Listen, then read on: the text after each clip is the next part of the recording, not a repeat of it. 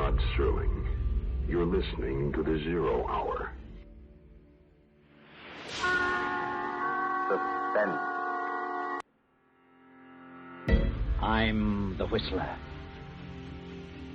Yours truly, Johnny Dollar. Who is it? The Fat Man. Presents The Man Called X. The Mysterious Traveler. Another journey into the realm of the strange and terrifying. I hope you will enjoy the trip, that it will thrill you a little and chill you a little. So settle back, get a good grip on your nerves. Where are we going?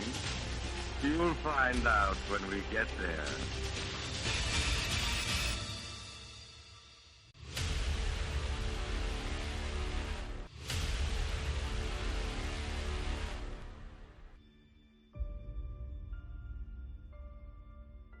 Hello everyone, and welcome to Drama and Theater, brought to you by Duane Old Time Radio. Drama and Theater features some of the best programs from the golden age of radio, including Escape, The Fat Man, Suspense, The Whistler, Zero Hour, Yours Truly, Johnny Dollar, and many, many more. Also, my podcasts are free of ads, so you can enjoy the programs commercial-free. If you would like to donate a few dollars to help me cover the cost of creating these weekly posts, you can donate to my channel. On the bottom of each post, there is a donation link in your preferred podcast player. Anything you donate is extremely helpful and appreciated. And now on to the drama, and thank you for your support as always. Hope you enjoy. CBS Radio Mystery Theater starts the month of April with 2 episodes, The Lodger, their 90th episode, and then Voices of Death, their 91st episode. CBS Radio Mystery Theater aired in 1974.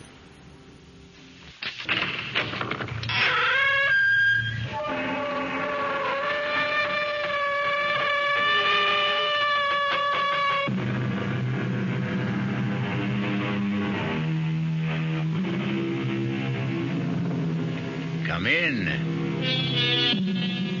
Welcome. I'm E.G. Marshall.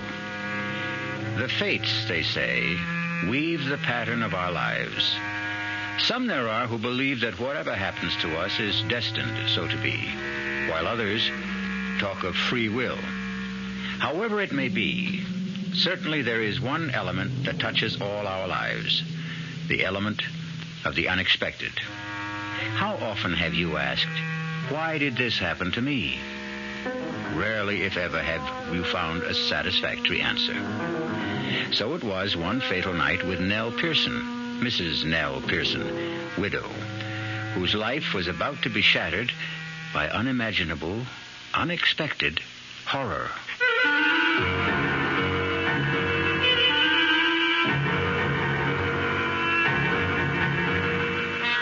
Our mystery drama, The Lodger, was written especially for the Mystery Theater by George Lothar and stars Kim Hunter. It is sponsored in part by Buick Motor Division and Anheuser-Busch Incorporated, brewers of Budweiser. I'll be back shortly with Act One. You've been hearing some pretty lavish claims recently about miles per gallon. We'd like you to consider something equally important, and that's range. Range is the miles per gallon multiplied by the number of gallons your car's tank holds. Range is what makes the Buick Apollo such a special small car. It comes from coupling the Apollo's economical 6-cylinder engine with a standard 21-gallon tank.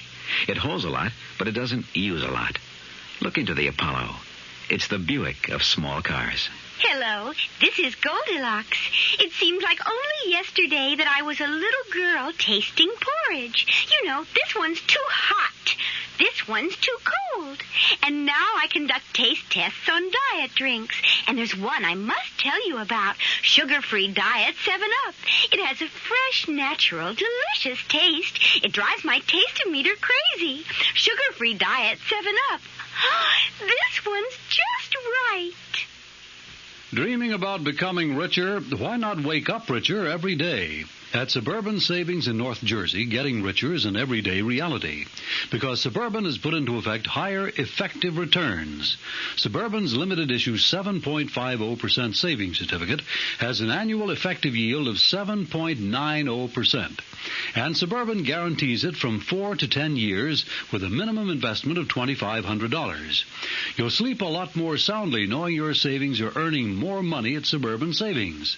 So sleep on Suburban's higher effective return tonight and come into any of Suburban's convenient offices tomorrow in Bayonne, Edgewater, Elmwood Park, Emerson, Hackettstown, Morris Plains, Nutley, Paramus, and Sparta.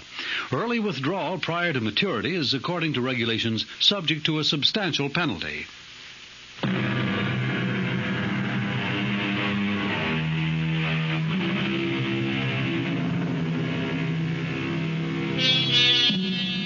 The fates brought unexpected horror that night to Nell Pearson's house on 9th Street, where she rented rooms.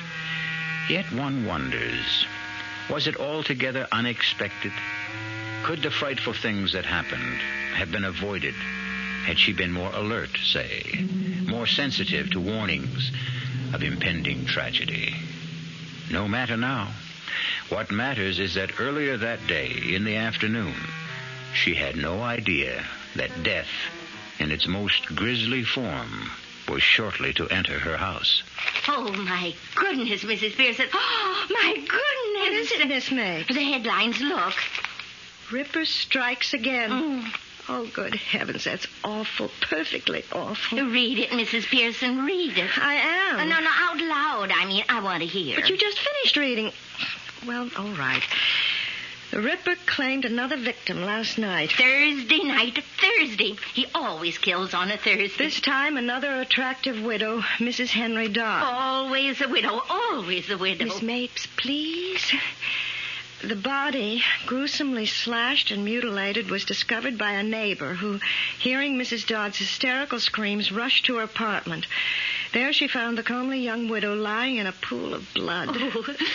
And a message scrawled in red lipstick across one wall. Stop me. Please stop me. Excuse me, Miss Pearson, which windows you want washed first? Oh, I don't know, Charlie. You want to get to that today? Well, it's kind of warm out. I thought it'd be a good time to get started on them. Well, you decide, Charlie. Suit yourself. There's been another one, Charlie. Another what, Miss Mapes? Murder by the Ripper. Another widow, like always. You don't say. That makes a fifth, don't it? The fifth in 5 weeks. One a week for the past 5 weeks. And always on a Thursday night between 11 and 12. And always a widow. Oh, I better change my night out. What do you mean, Charlie? Yeah, well, Thursday's my night out, and you're a widow, Miss Pearson. You never know. The police might start putting two and two together. Oh, Charlie, you and your jokes. I don't think that one's particularly funny. I'm sorry, Miss Pearson. I was just funning, that's all. Well, take your fun out on those windows. All right, getting right to it, Miss Pearson. I'm getting right to it. Maybe he wasn't joking, Charlie. Not joking? Well, Thursday is his night out, and you are a widow, and, well, who knows? Oh, Miss Mapes, if I had your imagination... excuse me. Yes? How do you do? My name is Tony Adams. I saw your sign rooms. Wondered if you had a vacancy, maybe. Oh, yes, I do. Won't you come in? Thank you. I have a room on the second floor front. It's very spacious, light, and airy, too. Fine, I'll take it. You haven't even seen it. I've seen you. I don't go with the room, Mr. Adams. Oh, sorry. I meant it as a compliment, not a proposition. I'll show you the room. This way. May I ask your name? Pearson. Mrs. Eleanor Pearson. Nell. You've been in town long, Mr. Adams? Oh, no, a few weeks. I've been staying at a hotel, but, well, I never did like hotel living. Oh, what do you do? Reporter. I'm a reporter on the City Sentinel. Oh, that must be interesting. My husband always said newspaper work must be fascinating. What did he do? The room's this way. Why, he was a riveter. Putting in beams on new skyscrapers. Dangerous work. You've been a widow very long? Oh, it's close to 3 years now that... How do you know I'm a widow? Don't look so surprised. For one thing, you talk about your husband in the past tense, and for another, you're not wearing a wedding ring, and, well, rooming houses are run by widows more often than not. Oh, you're very observant. I'm a reporter, and that's my job. Yes, I suppose it is. Here's the room. Fine, just fine. You haven't seen it. You're not even looking at it. Why look at a room when I can look at you? Mr. Adams, let's get something straight. I've had more than one male boarder make a pass at me, and everyone found himself out on the street in short order, bag and baggage. Now, if you're after a room, fine. But if you're after something else... Oh, come on now, Nell. Mrs. Pearson, if you don't mind. Okay. I've got to get back to the paper. See you later. But you haven't even asked the price. It'll be okay, whatever it is. It's $80 a week, including breakfast and dinner. Whatever you say, Nell, whatever you say. Well, I never. Doesn't look at the room, doesn't care about the price, just drops his top coat on the bed and he's off. Well, I'd better hang his coat in the closet. It'll get all creased. Oh, no, what was that? Fell out of his pocket. Rolled under the bed. Would roll under the bed, of course. Make me get down on my knees and... Why, it's a lipstick. What in the world would he be doing with a lipstick?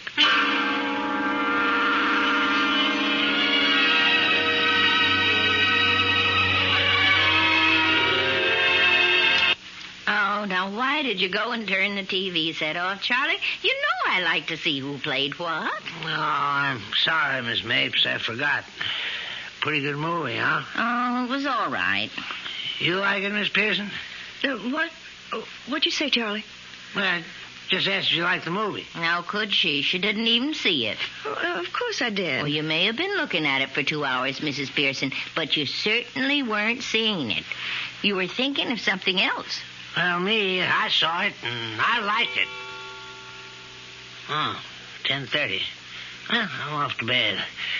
Oh, by the way, I finished the window washing today, Miss Pearson. Oh, good. I'm glad they only got to be washed twice a year. It's a big job. It took a whole week. Well, good night. Night. Good night, Charlie. Mrs. Pearson, now, I'm not one to pry, but why don't you tell me what's bothering you? Bothering me? Now, you know something is been bothering you since that Mr. Adams arrived. Now, when was it now? Well, this is Thursday, and he took the second floor front Friday it was. Mm-hmm. Now, I'll tell you something. You haven't been the same since. Oh, it's nothing, Miss Mapes. Nothing at all. Now, you don't fool me. Something's worrying you. I know it is. Oh, I might as well tell you. It's this. Why? Well, it's a lipstick. Why should a lipstick upset you? Well, it was in his pocket the day he arrived. His topcoat pocket. It fell out when I picked the coat up. So? It's the same color, mandarin scarlet. The Ripper uses to scrawl those awful messages with. Oh, and you think... Oh, you don't think he's the Ripper? Oh, no. Of course not. Well, then why the worry? I don't know. It just bothers me a little, that's all. And now, if you're all that worried, you could... Or maybe you did check on him? Check on him? Well, find out if he really does work for the City Sentinel and like that. You could call the paper. Oh, I'm just being silly, that's all. Of course you are. Mountains out of molehills. Well, I'm off for bed. Oh, are you sleeping better since we exchanged rooms? You've no idea. The traffic isn't anywhere near so loud. But what about you? Oh, I don't mind it. I told you that months ago. I know, and I thank you. Stop worrying now, and... Oh, here's the lipstick. I certainly don't want it. Good night. Good night, my dear. Sleep well.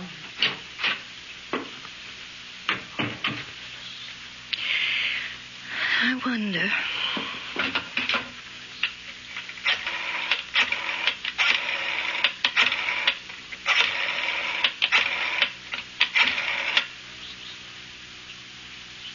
Oh, hello?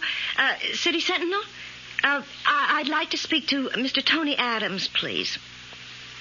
Oh, I see. I wonder if you could tell me, has he been with the Sentinel long?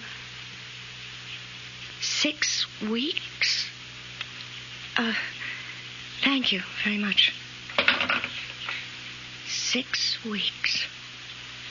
It was just 6 weeks ago on a Thursday, just 6 weeks ago today, that the Ripper...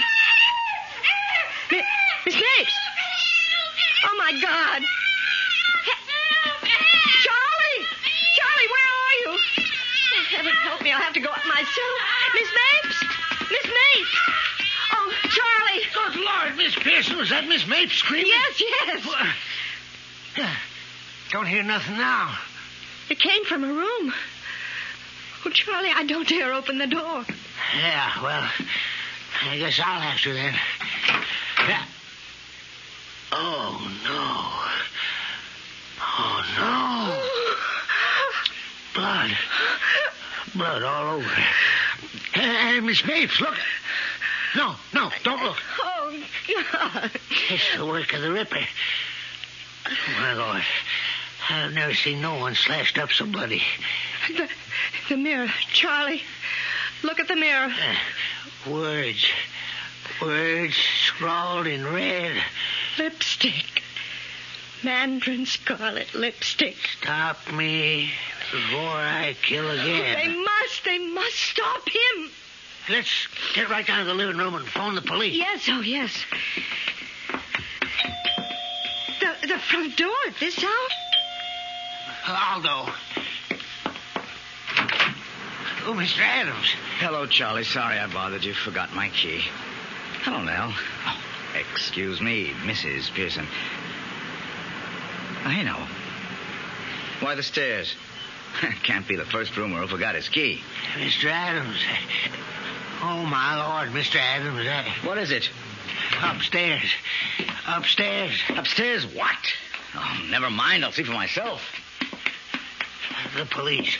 Let's call them, Miss Pearson. Miss Pearson. Did you... Charlie, did you... Miss Pearson, what is it? The look on his face when he saw me standing here. Did you see the look on his face? Well, yeah. I couldn't figure why we were staring at him. He couldn't figure out how I could be standing here. Huh? What? She's been killed by the Ripper. Miss Mapes killed by the Ripper, and he always kills widows. Hey. Yeah, come to think of it, that don't make no sense. It does if you remember that we changed rooms. Miss Pearson. Miss Pearson, are you saying that the Ripper mistook Miss Mapes for you? Oh, I'm the only widow in this house, Charlie. Come on, let's call the cops. Yeah, operator, the police. Give me the police. Put that phone down, Charlie. Mr. Adams, what do you... Give me the phone. Charlie, no, the police. Yeah. Hello, this is Give Charlie. me that phone.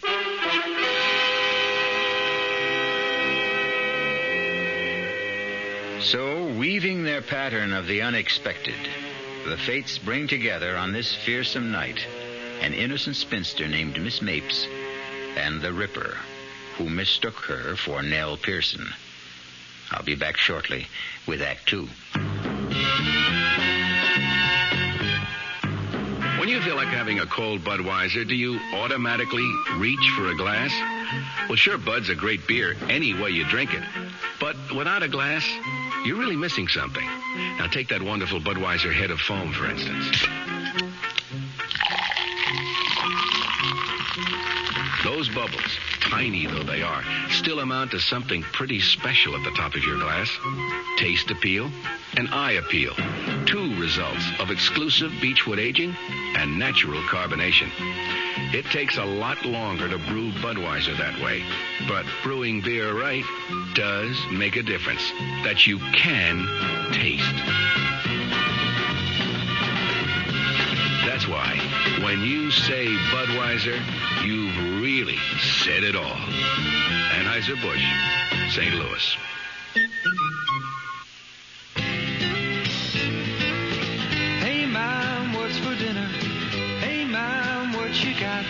Here's ShopRite's suggestion for a delightful cookout dish. Boneless top round or sirloin tip steaks, just $1.69 a pound.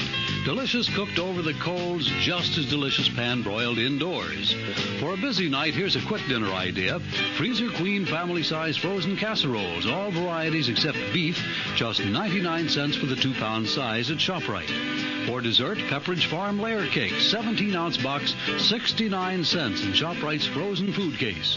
Cooking out or cooking in, ShopRite has the answer. She loves the family. She wants the best. She does all that she can do. She lets ShopRite do the rest. Hey, Ma, what's for dinner? ShopRite has the answer. Guess I ought to call old Blowhard Gildersleeve to tell him about my new radio show. Wait till he hears that his old pal Fibber McGee's got a new radio program. That'll really burn him up, the old goat. When he finds out I'm going to play some great old radio shows like Ed Wynn, Mr. District Attorney, even Bob Hope, old Gildy'll bust a gasket. Fibber McGee and Part 4 of his special program, The Good Old Days of Radio, will be heard tonight at 9 o'clock right here over WOR Radio, the talk of New York.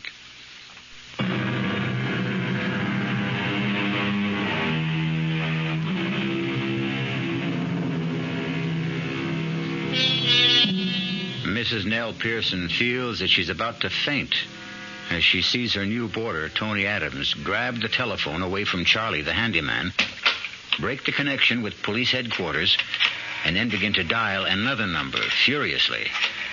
Charlie stands as if turned to stone. Nell grabs the back of a chair for support as... Give me the city desk. Hank, Adams. The Ripper is struck again. Time, 11:15.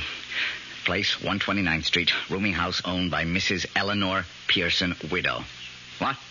No, not her. One of her boarders. Miss Mapes. Well, he must have made a mistake. Hank, I know, but it isn't a widow this time. Now stop talking and take this, will you?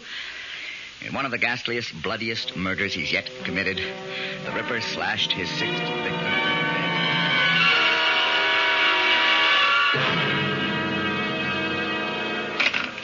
Sorry, I had to grab the phone out of your hand, Charlie, but a scoop's a scoop.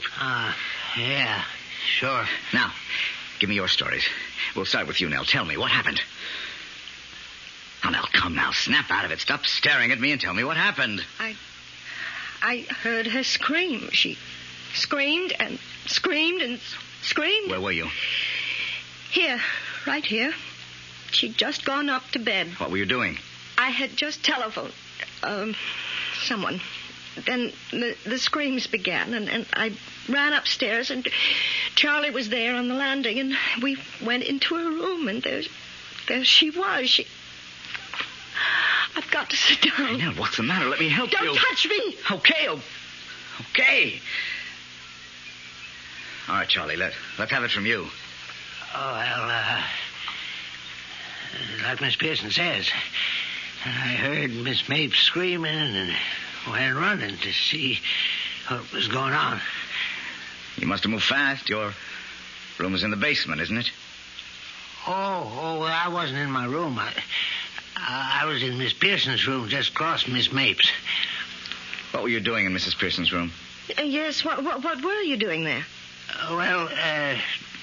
You remember when you changed rooms with Miss Mapes a couple of days ago? Yes.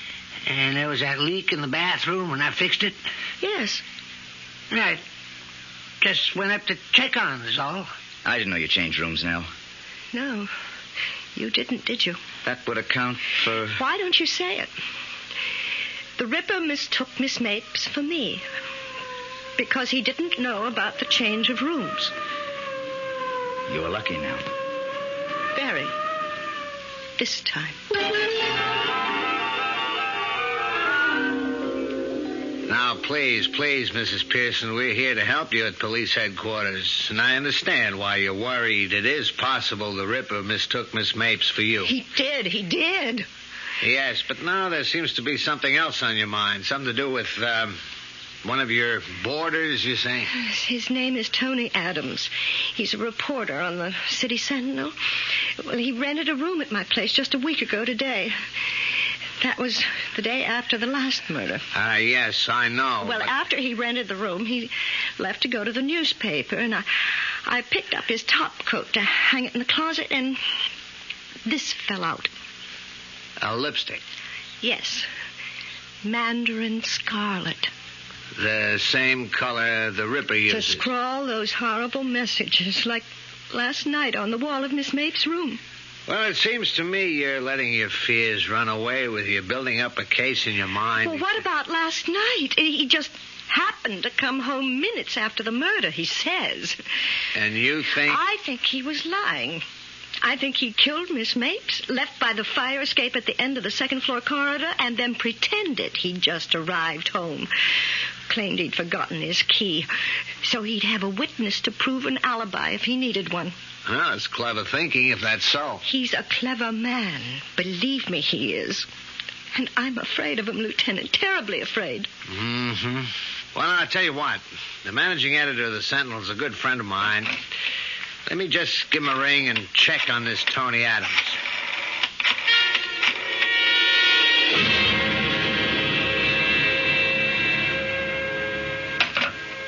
Mm-hmm. What? It's interesting.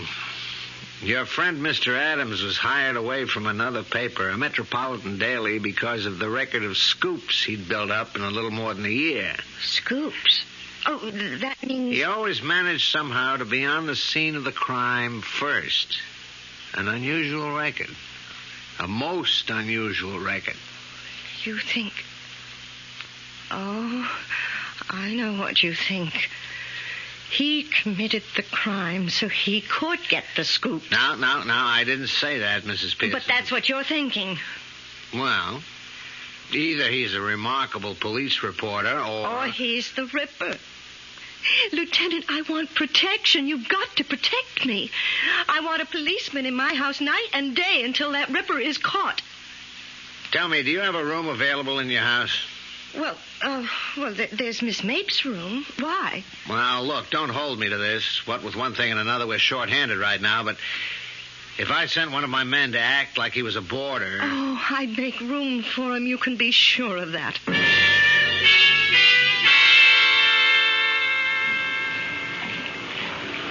Oh, Nell.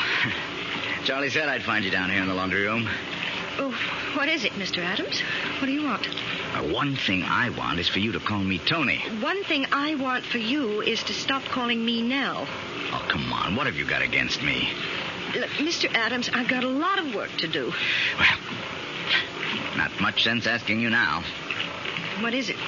Why, well, I was going to ask if you'd like to go to the movies with me. I figured that'd be your answer. What other answer would you expect? There was a murder in this house last night, a gruesome murder. Not only that, but the victim was a friend of mine. And you have the indecency to ask me to go to a movie with you? Yeah, I guess you could look at it that way, only... Look, I wish we could be friendlier, that's all. I'll level with you now. Excuse me, Mrs. Pearson. I've been thinking of settling down for some time now. So I've been looking around, you know, keeping my eyes open. From the minute they fell on you, Mrs. Pearson. Oh, no, damn it, Nell, listen to me. Take your hands off me. I don't call laying my hands on your arm exactly putting my hands on you. Don't touch me. Don't even touch me. What is it with you? Well, don't just stand there looking at me. What is it? I just want to be left alone. You just want to be left alone, or you just want to be left alone by me? Answer me. By you.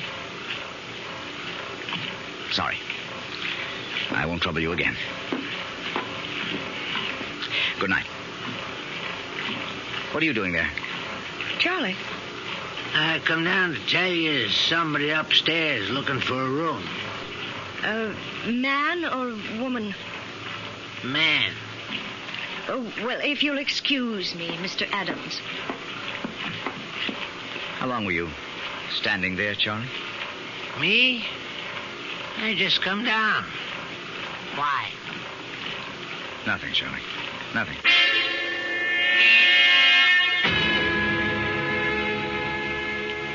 you do? I'm Mrs. Pearson, the landlady. My name is Bowen, Lawrence Bowen. I saw your sign out front. I wondered if you had a vacancy.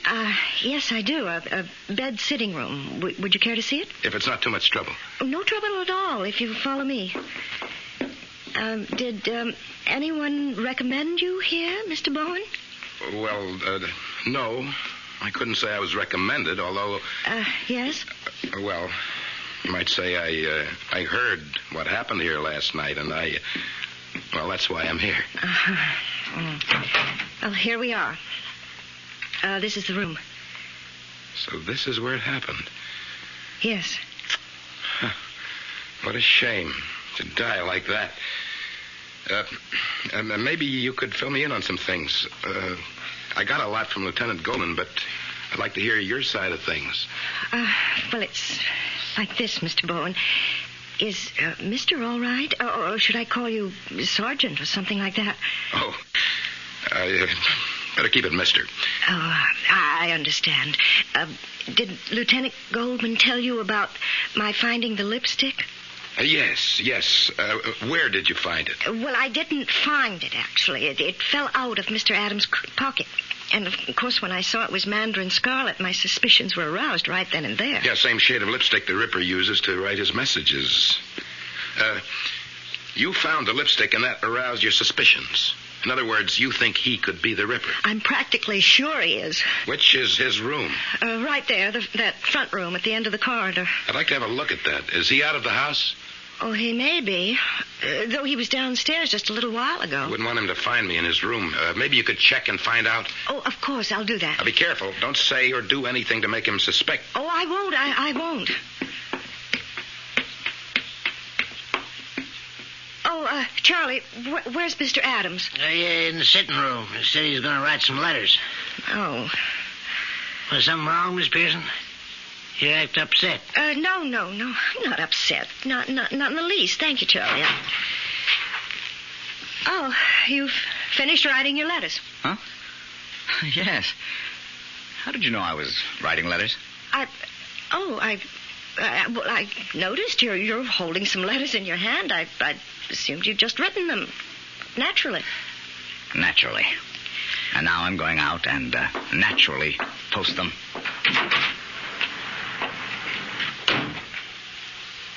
Say, what's, that's none of my business, I guess, but you two at each other's throats or something? As you say, Charlie, none of your business. He's gone. He just went out to mail some letters. How long will it take him? Well, the nearest box is 2 blocks away, at least 5 minutes. Have you got a key to his room? Master key, yes. Have it right here. Have to move fast, but go ahead. Open his door. Now, while I'm looking around, you better go to the head of the stairs and keep an eye out for him. Yes. Let's see. Suitcase. It's open. Good. That does it. Mrs. Pearson. Come here a moment. Yes? Have a look inside his suitcase. What? Lipsticks. 3, 4, 6 of them. And all of them mandarin scarlet. Then I was right. You were more than right. You were smack on target. And look here, under these shirts. I got a knife. A long knife. Butcher's knife, Mrs. Pearson. The knife, I'm sure, that was used on all 6 victims. Lord be with us. What are you going to do? For the moment, nothing. Nothing? You're not going to arrest him? Well, we could arrest him. But I don't think we'd be able to hold him. Evidence like this, it's purely circumstantial. When we nail this bird, we want to nail him for good. Oh, I don't know. Maybe you ought to talk to Lieutenant Goldman and get his opinion. I will. You can depend on that. And I'll do it, Mrs. Pearson, not you. Well, I don't understand. If Adams is planning to murder you, he's keeping tabs on you. So don't try to contact the lieutenant in any way. Leave all that to me. Oh, very well, I will. Oh, Mr. Bowen, I can't tell you how glad I am you're here. There's no question about it now. He is the Ripper. He was planning... He is planning to kill me. Well, he won't. I'll see to that. And that's a promise.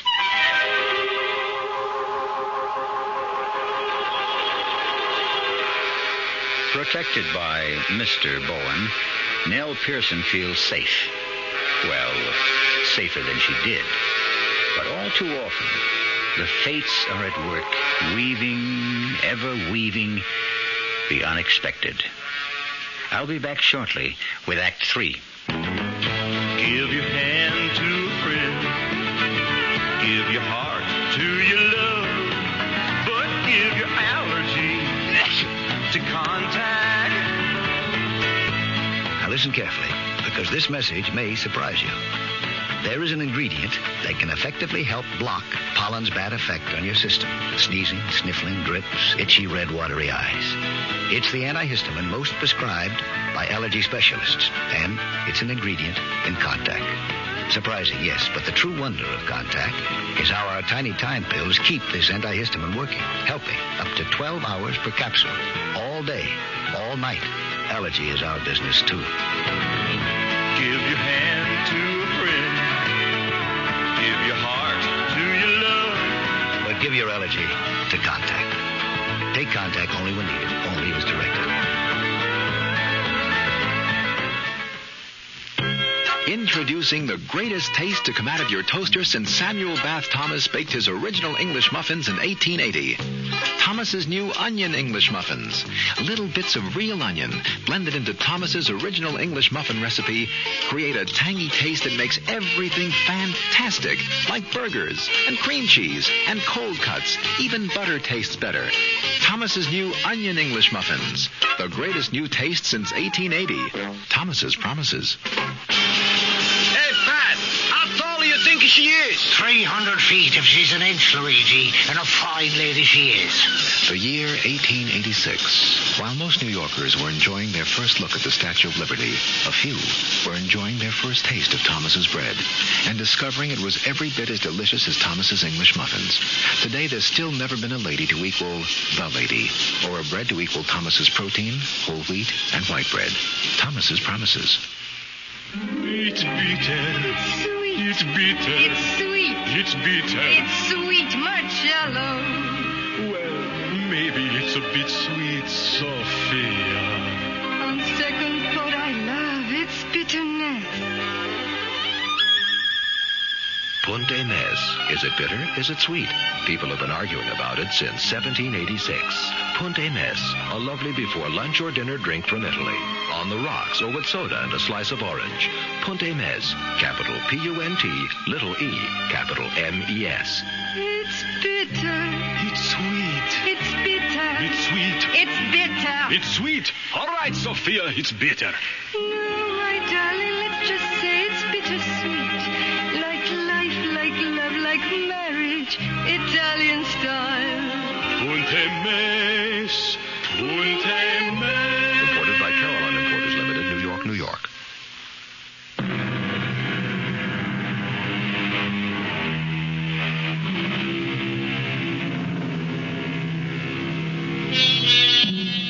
With Officer Bowen in the house to protect her, or perhaps I should say Mr. Bowen, Nell Pearson seemingly has nothing to fear. But note that I say seemingly. And having noticed it, let's move on, you and I, to the dining room in Mrs. Pearson's rooming house some days later. In fact, the evening of the following Thursday. Delicious meal, Mrs. Pearson. As always. Thank you, Mr. Bowen. Sure is. Mr. Bowen. Yes.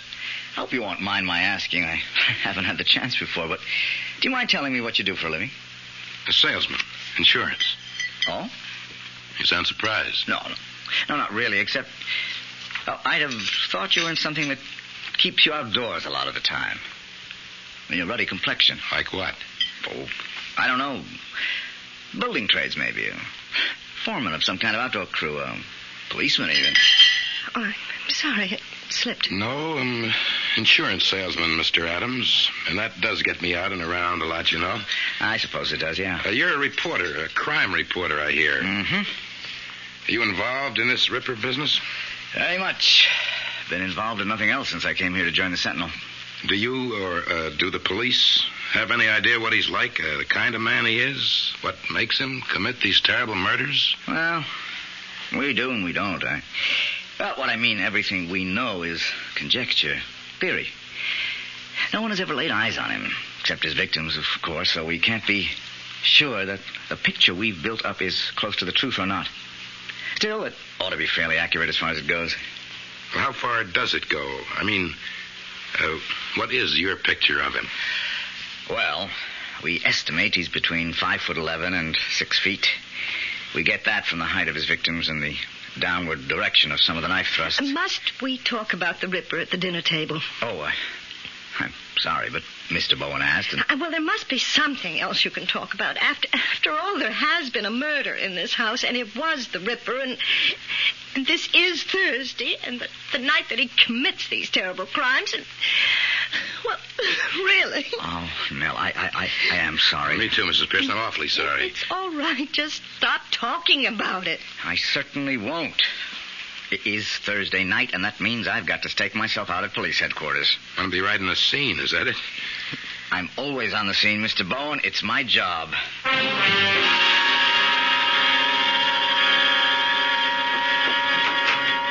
Well, here we are, Mr. Bowen. Come in. Well, now, this is very nice. Very comfortable, Mrs. Pearson. I can't understand why Miss Mapes, poor woman, wanted to change rooms with you. Well, the noise of the traffic bothered her.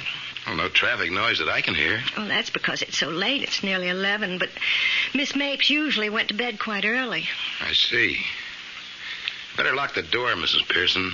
Oh, but with you here to protect me... Well, the fewer chances we take, the better. Oh, well, I'll lock it. Good. Now, all we have to do is just sit and wait. Till midnight, that is. After midnight, you'll be safe. At least till next Thursday. You mind if I turn on the TV? Oh, of course not. Why should I? Well, you'll want to read your newspaper you brought, won't you? No, not necessarily. I thought I might kill time while waiting, but... No, go ahead. Go ahead, turn it on. We can catch the 11 o'clock news when it... Oh, excuse me. Hello? Mrs. Pearson? Yes. This is Lieutenant Goldman, police headquarters. Oh, yes. I just wanted to let you know you have nothing to worry about tonight. Oh, I'm sure I don't. I feel perfectly safe. You'll feel even safer when Officer Randolph gets there. Did you hear me, Mrs. Pearson? Why, no. What did you say?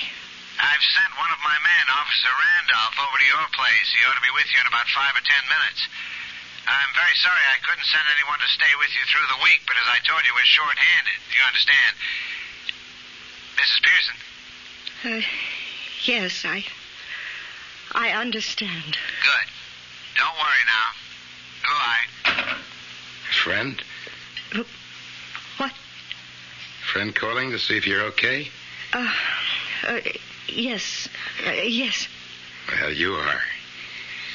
All your worries will be over by midnight.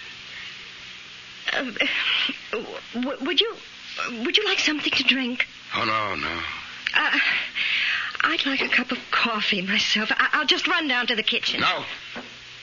I can't take a chance of letting you out of my sight, Mrs. Pearson. Not now. It's 11 o'clock. Time when the Ripper does his killing. Even though he doesn't want to. Doesn't want to? No, he doesn't want to kill. He has to. How do you know? Why else would he scrawl those messages? Please stop me. Don't let me kill again. Always with the same kind of lipstick, Mandarin Scarlet. And why a lipstick? One of these. Why one of these? You're... Yes? You're the Ripper? I'm sorry to say that I am, Mrs. Pearson. I wish I weren't. Look, you don't have to be. I do. I can't help myself. I just can't. Right now, this minute, I know what I'm going to do. And I don't want to do it. But I know I won't be able to help myself. They must catch me, Mrs. Pearson. They must catch me. They must stop me. They are going to catch you tonight. There's a police officer on his way here now. He'll be at the front door any minute. But you won't be able to admit him. Someone will. Charlie will. I don't see how. What do you mean you don't see how? He'll ring the front doorbell and keep ringing until someone answers. No one will hear the doorbell, Mrs. Pearson. I disconnected it. Newspaper you brought. not to read, to carry this. The knife. The butcher knife. Oh, heaven help me. Heaven help me.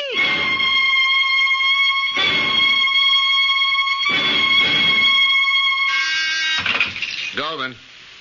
Yes, send him in. Come in, Adams. Got a message you wanted to see me when I came in. Yeah. Coffee? Never turn it down. I just wanted to let you know I assigned a man to stay with Mrs. Pearson between 11 and midnight, and another hour or so after that, just to be sure.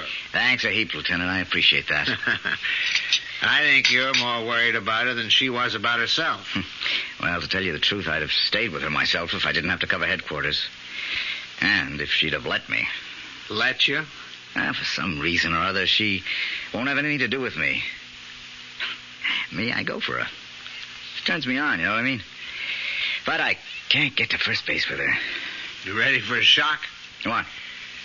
I didn't tell you this before because I didn't get the chance. Too damn busy with one thing and another, including putting a check on you. I don't get you. I had you checked out up and down and sideways because, well, you're not going to believe this. Mrs. Pearson was convinced you were the Ripper. Nell Pearson thought I... Excuse me. Goldman. No one answers. Well, that doesn't make any sense. She's there. I talked with her on the phone 10 minutes ago. Tell him to try again. And tell him to make sure he's got the right house. These rookies. What? The guy I sent over to stay with Mrs. Pearson says nobody answers the doorbell. Not out of order, is it? Oh, I know. I've got a key. Maybe he went to the wrong house. Yeah, maybe. Look, you don't know what you're saying. I never tricked you. Oh, yes, you did. You say you changed rooms with that Miss Mace because she wanted to. But what you were doing was tricking me, that's what. You're all alike, you widows. Vile, vile, vile. Please believe me. Believe you? Believe a widow? Never again, never again. I believed one. I married her, but never again. You know what the Chinese say? Fool me once, shame on you. Fool me twice, shame on me. I learned that from her. She was nuts about everything Chinese. Pagodas all over the house, Chinese screens, parading around. She was always parading around with dresses slit up to here, up to here. Even her lipstick. This Mandarin scarlet. Listen to me. But I paid her back for what she did to me. I paid her back that night. That Thursday night, when I came home unexpectedly and found her and him. He ran. He got away, but she didn't. Oh, she didn't. I got a knife from the kitchen, a butcher's knife, and I came into the bedroom and I slashed and stabbed and stabbed. And I ripped and I tore. I killed her once, and then again, and then again, and again. Kill her as I'm going to kill you now. Please, oh, please. What do you want first, huh? A slash across the face, a slash across your beautiful lying face. It'll do you no good to run. They all tried that and they failed. Help me! Please help me! No one can help you now. Stand back, Adams. I'll kill you. I'll kill you. Now, are you all right? Thank God you're here. Thank God. But how? The cop Lieutenant Goldman sent over said no one answered the doorbell. Seemed odd to me, so I decided to come over and check. Lieutenant Goldman came too. Oh, Tony. Now, take it easy now. Here. Sit down. That's it. Oh, can you ever forgive me? I misjudged you so terribly, so terribly. That's for sure. What about him, Lieutenant? He's gone. I hated to kill him, but I had no choice. And not the way he came at you, swinging that butcher knife. Hey, what are you doing? Calling the Sentinel. What else? I've got another scoop. If you don't mind. Hey, what? Operator, give me police headquarters. Oh, that's gratitude.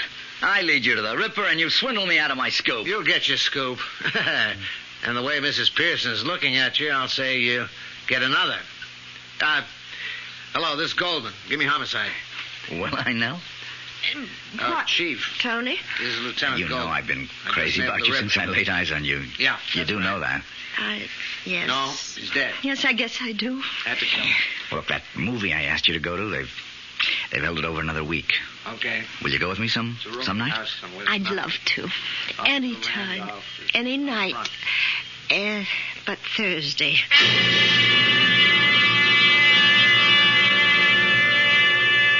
Weaving and spinning, the fates create the warp and woof of our lives. And always through the pattern runs the scarlet thread of the unexpected.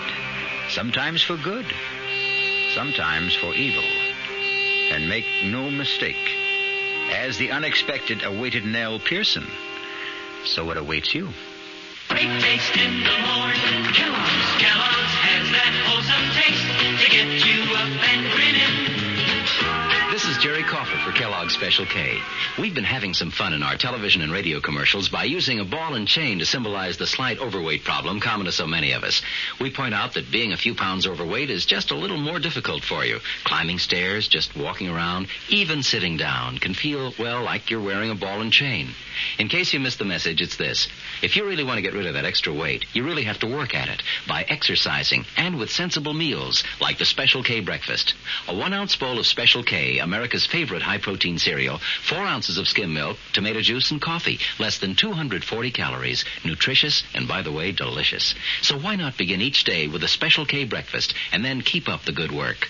Special K can't help you lose weight all by itself, but it really is a good start. Hi, Ms. Goldilocks here. Professionally taste-testing diet drinks can be very difficult, but I've just had to bear with it. Then I found sugar-free Diet 7-Up. It doesn't taste like other diet drinks. It's fresh, light, natural, delicious. Sugar-free Diet 7-Up tastes so good that I've taste-tested it hundreds of times, and each time I've given it my seal of approval. Yes, this one's just right. Buick introduces a new concept for you to consider in light of all the concern about miles per gallon. Range. Range is what you get when you multiply the mileage your car gets per gallon by the number of gallons your car's gas tank holds. Range is one of the things that help make Buick Apollo such a special small car. It comes from coupling the Apollo's economical 6-cylinder engine with a standard 21-gallon gas tank. It holds a lot, but it doesn't use a lot. Look into the Apollo. It's the Buick of small cars.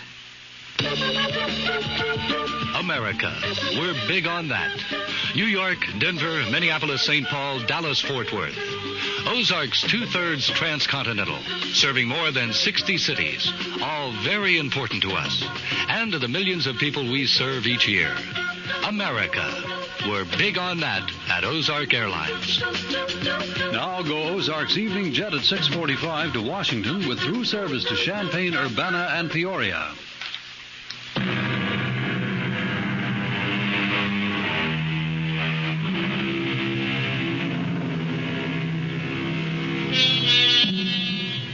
I'm sure you'll want to know that Nell and Tony are married now. Tony's on his way to becoming managing editor of the Sentinel. And Nell on her way to becoming a mother. And so the fates weave a happy ending. For once. Our cast included Kim Hunter, Michael Wager, Robert Dryden, Mary Jane Higby, and Joe Julian. The entire production was under the direction of Hyman Brown. Radio Mystery Theater was sponsored in part by the Kellogg Company, makers of Kellogg's Special K cereal, new sugar-free Diet 7-Up, and Contact, the 12-hour allergy capsule.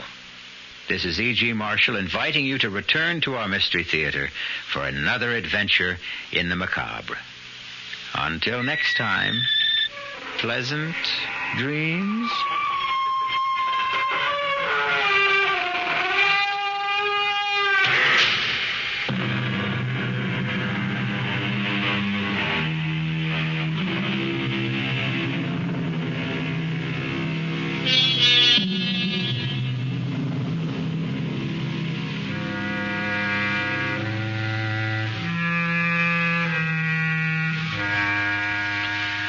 The WR Mystery Theater has been brought to you by ShopRite Supermarkets, where you get a lot more for a little less, and by Suburban Savings, with offices throughout North Jersey.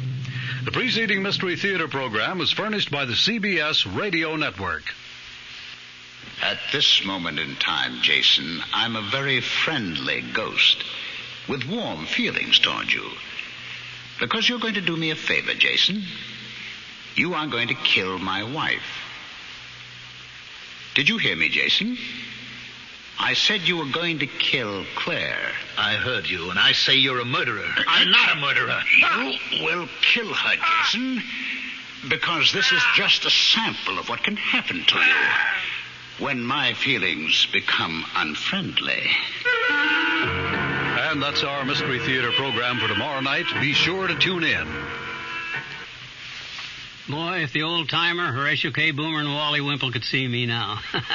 Fibber McGee, back on the radio right here from 79 Wistful Vista with a brand-new program where I'm going to bring back the great old radio shows from way back. Shows like Mr. Keene, Lum and Abner. Well, I guess I ought to get this place straightened up a bit, though. Where's that vacuum? Oh, I left it in the hall closet. Oh, look.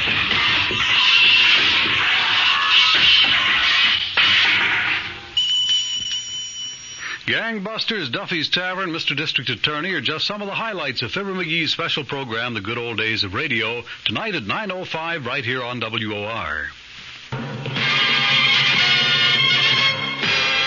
I'm Fulton Lewis in the Mutual Broadcasting System studios in Washington, D.C. Now, my commentary.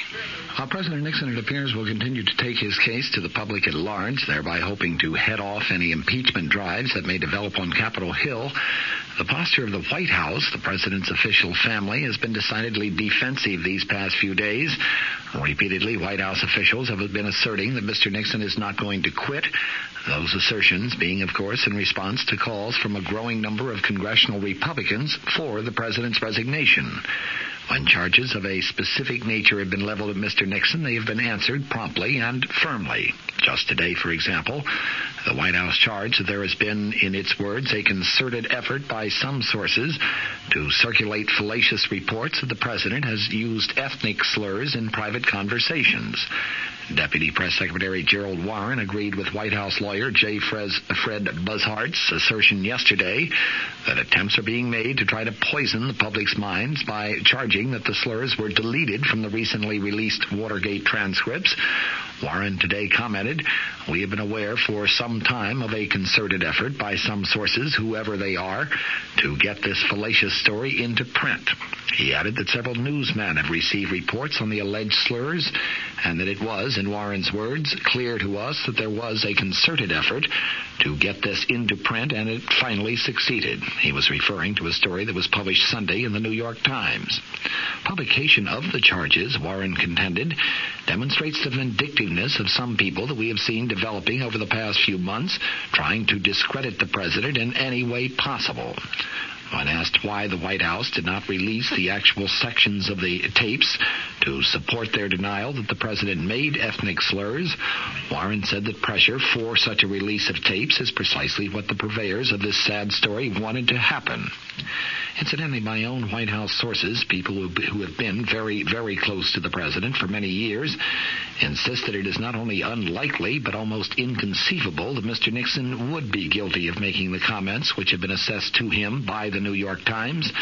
As one White House aide put it, the words, the references, I don't believe are even part of the president's vocabulary. His choice of language might get a little rough at times, but ethnic or religious or racial references are never incorporated into that roughness. That assessment, I might add, is very much in line with my own knowledge of Mr. Nixon, which dates back also many years. The proof of the pudding is in the eating. The proof of this pudding could well come when Peter Rodino, the chairman of the House Judiciary Committee, and Representative Hutchinson, the ranking Republican member, accept the president's invitation to personally hear the full tapes, the transcripts of which were released 2 weeks ago tomorrow. From the Mutual Studios in Washington, I'm Fulton Lewis, and that's the top of the news as it looks from here.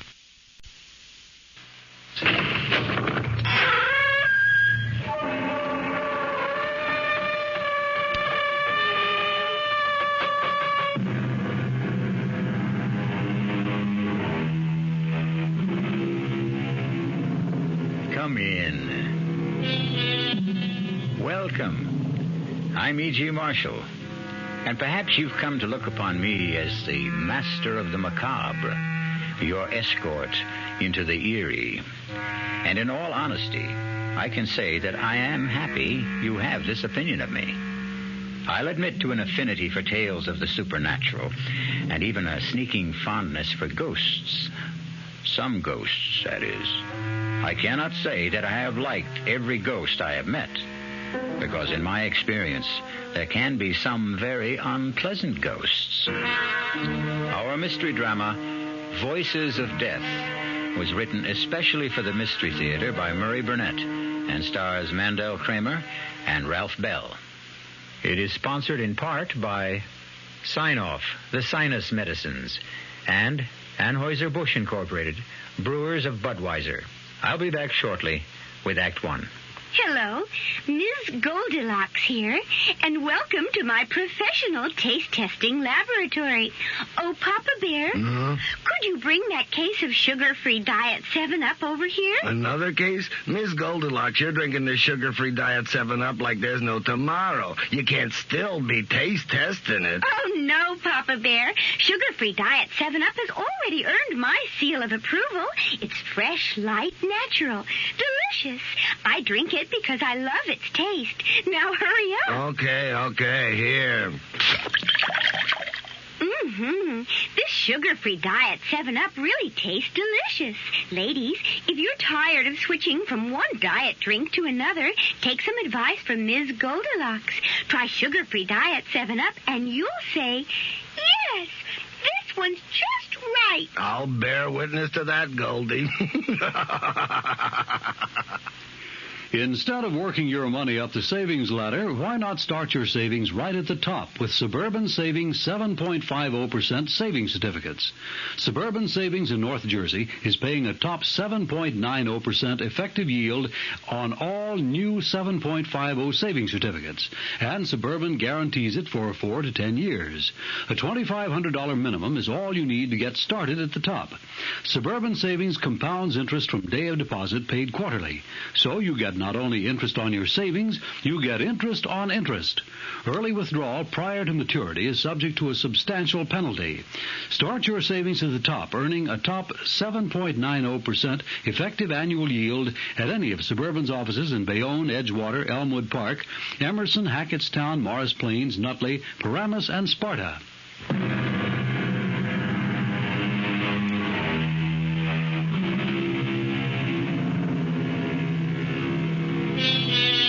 There are many stories about faceless voices that speak to lonely people. Voices that come from nowhere, that threaten, cajole, terrify, or madden the mortals who hear them. Our story is about such a voice, but it is a voice that has a face, the face of a dead man. Most of us know what to expect when we turn on a television set. But the last thing Jason Phillips expected was to have the face of a dead man appear on his television tube. How did the face of Peter Truro get on my TV screen? Peter, I'm sure if you were alive, you'd understand why yours is the last face I'd want to look at. So forgive me for switching stations. What is this, Peter again? I'll try another channel. On every channel? Peter Truro? That's ridiculous. And no sound. What's wrong with the sound? Nothing, Jason. What? This isn't the normal way to return. Well, I'm seeing things. And hearing them. Peter Truro is dead and buried. He couldn't be talking to me from my TV screen. Everything happened so suddenly with Peter and Claire and that lousy Linville. Put the TV back on. Relax, Jason. I'm not a delusion. I realize that my talking to you this way must be quite a shock, but you're really seeing and talking with Peter Truro. Oh, sure. Peter Truro, who's been dead and cremated for 10 days. The body, yes, Jason, but nothing else. Now, just as soon as we complete our business, you'll be rid of me, and you'll be happy. You keep talking about business. What kind of business can we have? You're going to do a little job for me, Jason. You're going to kill my wife. There's absolutely no point in your turning off the television, Jason. You're a fraud, Peter. I don't know how you got into my set, but you're a fraud. Come on now. You're not going to claim that you're still upset because, after all, I am a ghost? Well, of course. It's a perfectly natural occurrence, isn't it? Everyone who watches television sooner or later finds himself face to face and talking with a ghost every time he turns on his set. Well, what you're really telling me is that you're afraid I'm not a ghost at all, but a figment of your imagination. And you find that strange. You don't think that that's enough to upset me? Of course it is, Jason. Like Hamlet, you're wondering about your brain. Yes, I am. Well, I can take that worry off your shoulders. How? Suppose Claire comes to see you. Claire? What would she want? An attack of conscience. Guilt. Whatever you may want to call it. But, Jason, I will make Claire visit you. And then we will talk again.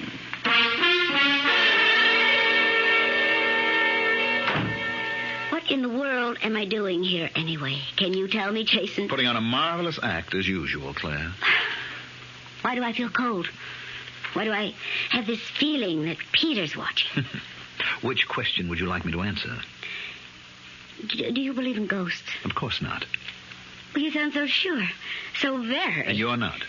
I remember how you used to make fun of the whole spiritual scene. I said it was impossible. Claire, why this discussion? What made you phone me and come here to talk about... I've been having dreams. Dreams? Well, I'm no psychiatrist. Yes, dreams about Peter. He keeps telling me to come to you and explain about... Well, you know, how you lost the part in the play, and I'm not making very much sense, am I? No, you're not. I don't know why you came here, but I know damn well you'd better leave.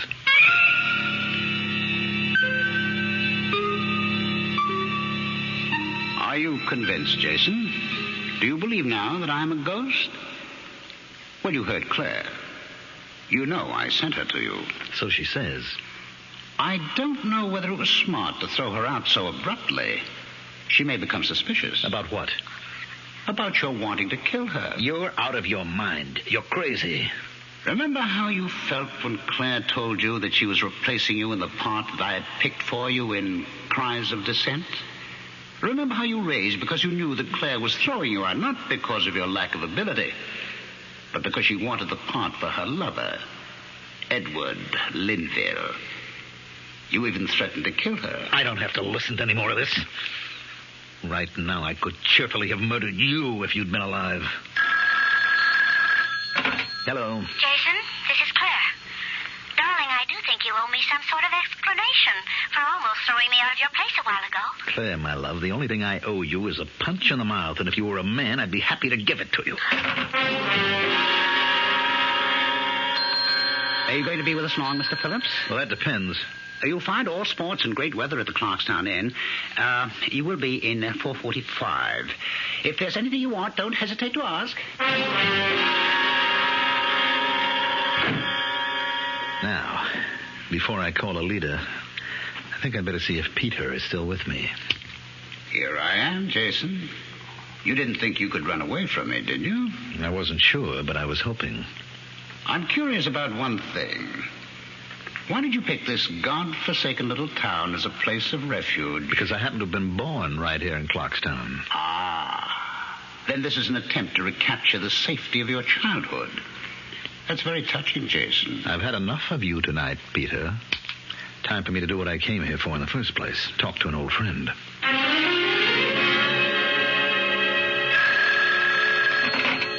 Hello? Alida, what a delight to hear your voice after all these years. And it is a pleasure to hear yours, Jason. Oh, Alida, you're too much. After all these years, you hear me say your name and immediately you know my voice. It is a distinctive voice, Jason. Are you calling from New York? No, I'm at the inn right here in Clarkstown. Matter of fact, I came here just to see you. How nice. But, Jason, there's been a lot of years since we last spoke. And right now it's almost past my bedtime. How about breakfast with me tomorrow?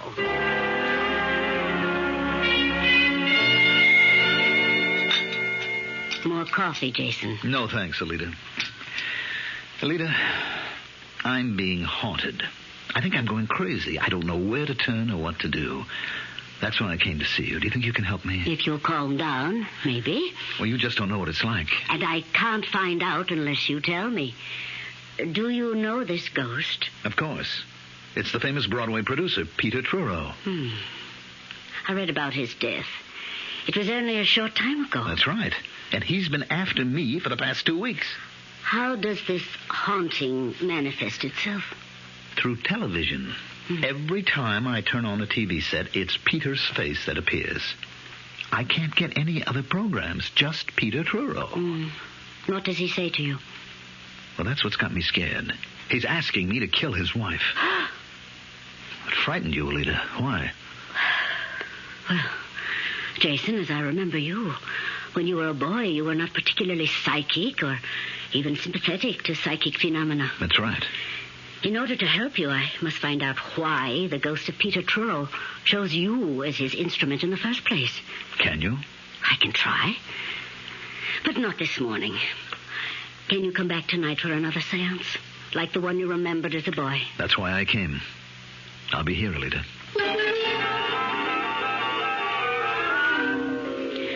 I can't promise anything will come out of this.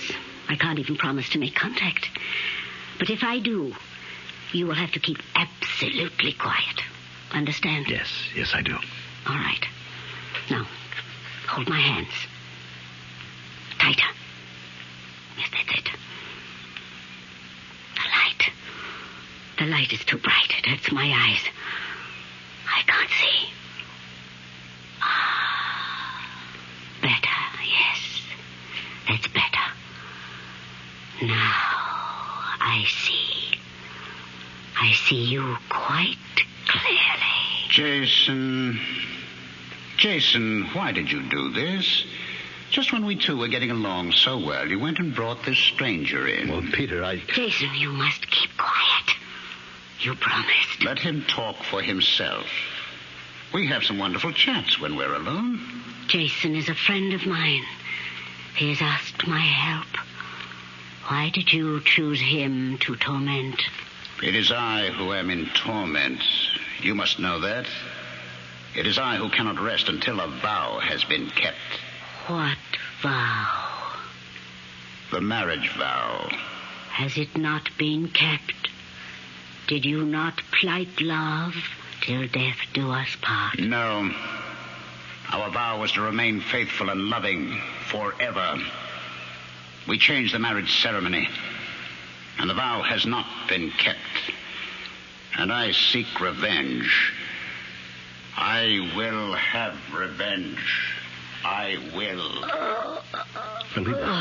Alita, are you all right? Yes. Yes. I will be fine. Just give me a moment. You sure you're going to be all right? Yes, I am sure about me. But I am worried about you, Jason. I am not sure about you.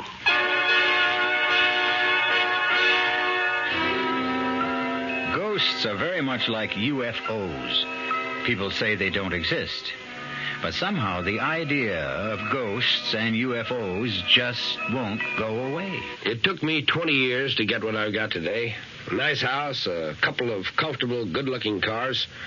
Then along came all the concern about miles per gallon. They say one of my cars ought to be a small car. I say, okay, show me a small car that's good enough to make a big car guy like me happy. They say, look at a Buick. I say, go on, Buick doesn't even make small cars. Look at the Apollo, they say. So I looked. Buick does make a small car. But this one's got some room and comfort. And something else. A 6-cylinder engine and a standard 21-gallon gas tank. Put those together and you've got range. Well, that's just important to me as miles per gallon. So I consider everything about the car, the economy naturally, but also how nice it was inside and how smooth it was. And I bought the Apollo. There's nothing wrong with a small car, as long as it's a Buick. Apollo, the Buick of small cars. Hey, Mom, what's for dinner? Hey, Mom, what you got? Here's ShopRite's suggestion for a delightful cookout dish. Boneless top round to sirloin tip steaks, just $1.69 a pound. Delicious cooked over the coals, just as delicious pan-broiled indoors. For a busy night, here's a quick dinner idea. Freezer Queen family-size frozen casseroles, all varieties except beef, just 99 cents for the 2-pound size at ShopRite. For dessert, Pepperidge Farm Layer Cake, 17-ounce box, 69 cents in ShopRite's frozen food case. Cooking out or cooking in, ShopRite has the answer. She loves the family. She wants the best. She does all that she can do. She lets ShopRite do the rest. Hey, Ma, what's for dinner? ShopRite has the answer. This is WOR New York and RKO General Station.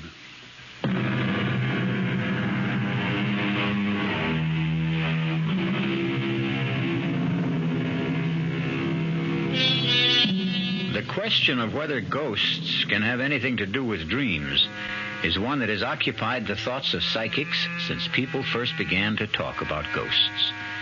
Jason Phillips was haunted by a ghost, not in his dreams, but one who took over his TV set.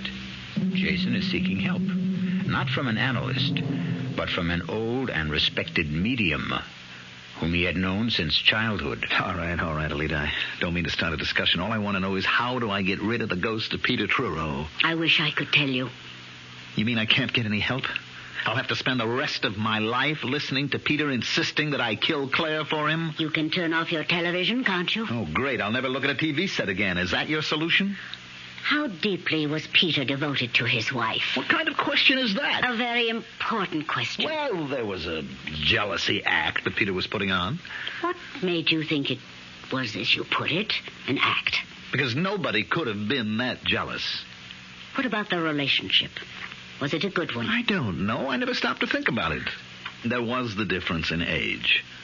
I mean, Peter was some 18 years older than Claire, and he was Broadway's outstanding producer, and she was an actress. Are you trying to say that Claire married Truro to advance her career?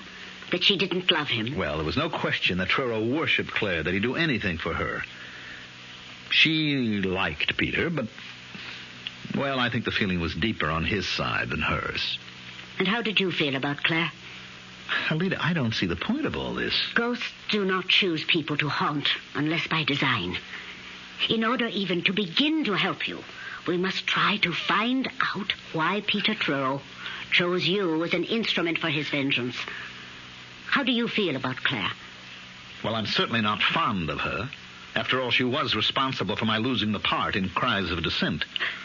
You wanted to kill her. Don't be ridiculous. You sound just like Peter. You won't admit it to yourself. But you're secretly delighted with the idea of punishing Claire Truro. And there is no way you can get rid of Peter Truro until you do. Welcome home, Jason. So nice to be back with you. Cut it, Peter. I liked your friend Alita. Oh, I'm glad.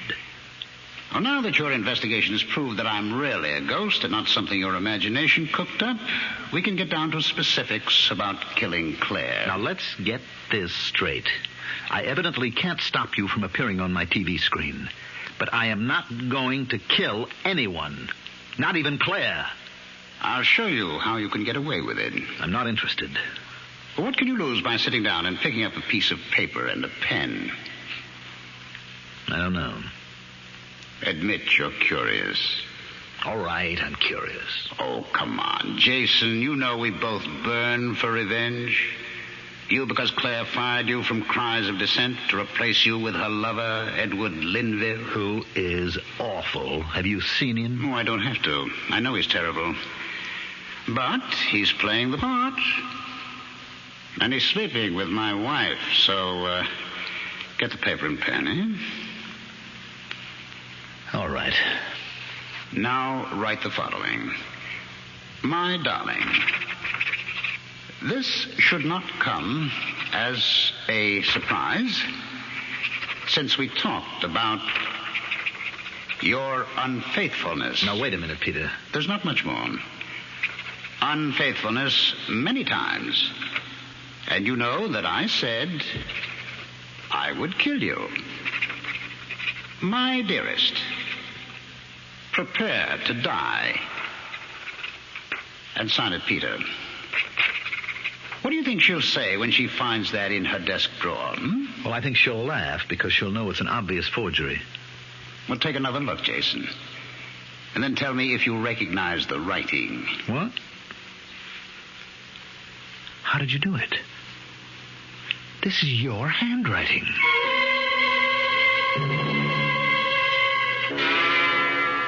Please, Edward, don't make me look again. Darling, you must. This thing has gone too far for you to give in to it now. Now, please open the drawer. What if I find another of those horrible notes? You won't find any more. I've had the only key to the drawer in my pocket for the past 2 days. Oh, can't we just let it go for now? Open the drawer. Now, here's the key, darling. What was it? Another note. Another one.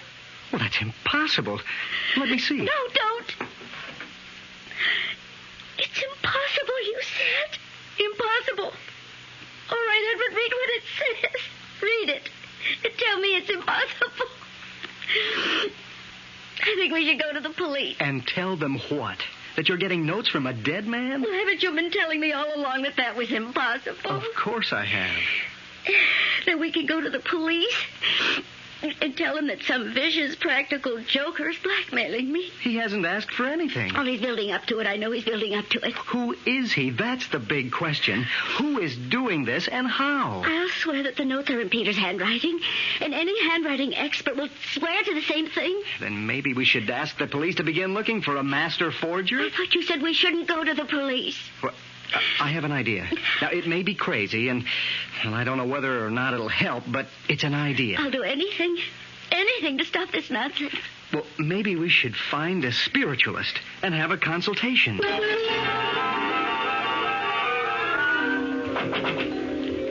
is it? Ed Linville. Well, if I say I'm surprised, I'm sure you'll understand. Completely. And I'm sure that you'll understand that I wouldn't be here in your apartment unless I thought it was very important. Granted. I'm here because I can't help feeling there's some connection between you and some crazy notes Claire's been getting. Notes? Don't think I understand. Somebody has started a systematic campaign of persecution against Claire. Well, why don't you go to the police? Because I'm afraid of the publicity. Claire will look silly because the persecution is seemingly directed by Peter Truro. Well, she can't be serious. How could Peter That's what everyone's reaction is, because I can't explain the notes. That's the second time you've mentioned notes. They're vicious, handwritten little jottings, all reminding her of some silly vows that she had made with Truro before they were married. And they threaten her life. They're all signed by Peter Truro. Well, it's impossible. That's what I said. Claire insists that the handwriting is Peter's. It's been checked by 3 handwriting experts. All 3 say Claire's right. The handwriting is Peter's. Well, that still doesn't explain what brings you here to see me. I told you, Claire's sensed there's a connection. She told me she came to see you. Yes, she did. And she told me you behaved rather strangely. Look, I know you're worried about Claire, so I'm giving you a lot of latitude, but you're really beginning to annoy me, Linville. I'm just trying to find out why you got so angry with her when she was only talking about her dreams. She came here, I thought, to ask my forgiveness for the raw deal she gave me in Cries of Dissent. A deal which you were part of. Now, why should I sympathize with Claire and her problems? We were never that close before Peter died. And as far as you're concerned... Can you forget that I replaced you? You don't have a right to ask me to forget. Oh, yes, I have. And I'm going to get some answers, or the cops are going to get some information, even if it means bad publicity. The cops? Claire and I went to a medium. We showed her the notes. We told her all we knew. She held a seance, and she came up with your name. And that's what you're going to tell the cops? That and the fact that you're mad because I replaced you in Cries of Dissent. You've had this coming, and now you're going to get... I'll kill you. So help me, I'll kill you.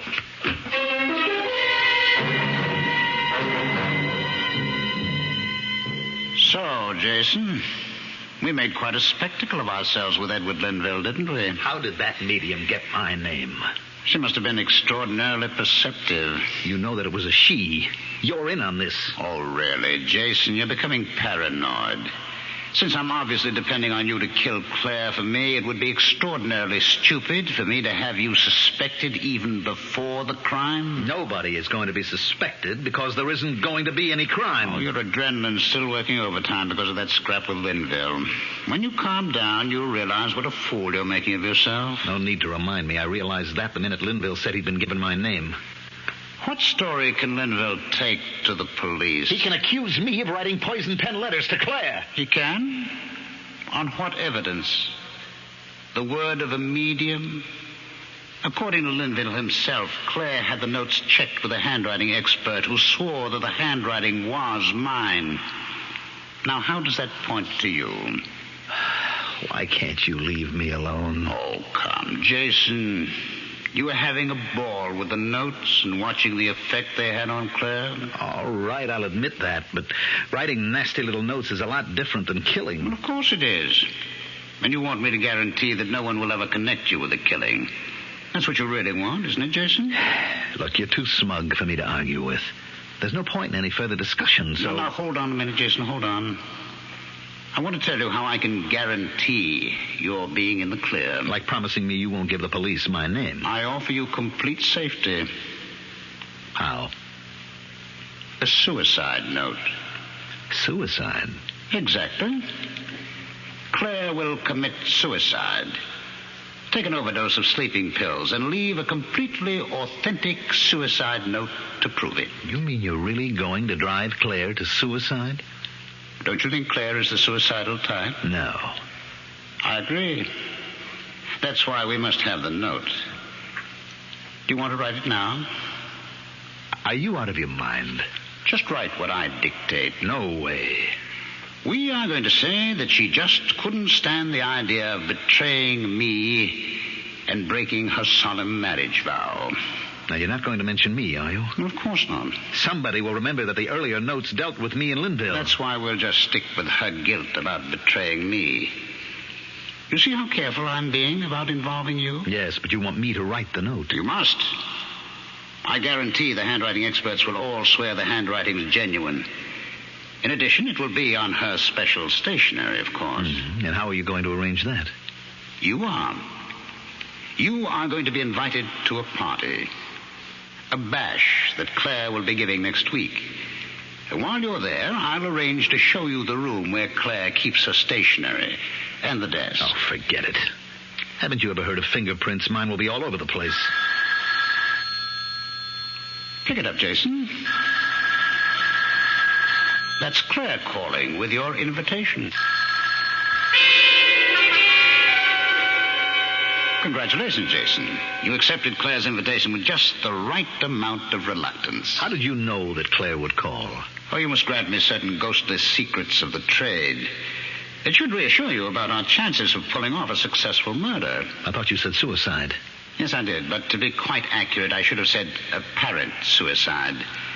We both agreed that Claire wasn't the suicidal type. Then what was all that talk about sleeping pills and a suicide note? Just talk? By no means. Well, she's not going to take an overdose of her own free will.